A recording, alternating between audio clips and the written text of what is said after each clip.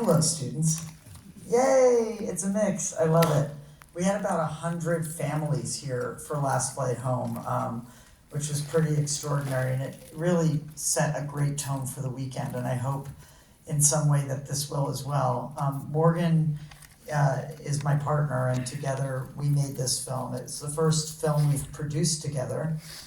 Morgan scores all of my films, but this one we felt like we wanted to give back, and we don't, like people go down and volunteer at a food line, or we all try to do things in our way, and we're on the road, I think something like 175 days this year already, so this is our way of contributing a model of basic compassion and a model that makes a heck of a lot of sense in our view. And it all came from this article that my mom found in the LA Times. We were in the middle of touring with Last Flight Home a couple of years ago and doing a lot of appearances with it. And everyone was, I don't know if you know sort of that, how many of you seen Last Flight Home? One person. Okay, so just two people. So Last Flight Home, which you can see on Paramount Plus or Amazon at this point, is about the last weeks of my father's life, and it's really very surprisingly beautiful, uplifting film about the love that our family has and brought around him, and he's very funny, very, very funny and tender, and very sure of his decision to do medical aid in dying in California.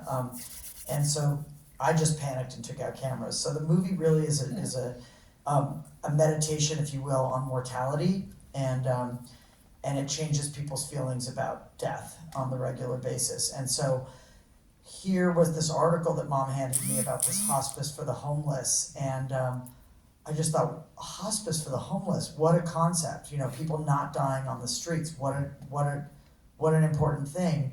It's also a recuperative care facility, and it was called the In Between. That was what really grabbed me, the INN, the In Between.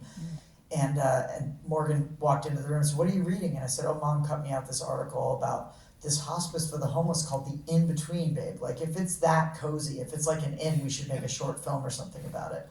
So on our way to Sundance, we stopped in Salt Lake, and we made the barometer. If there were cats and dogs, then we would make a film.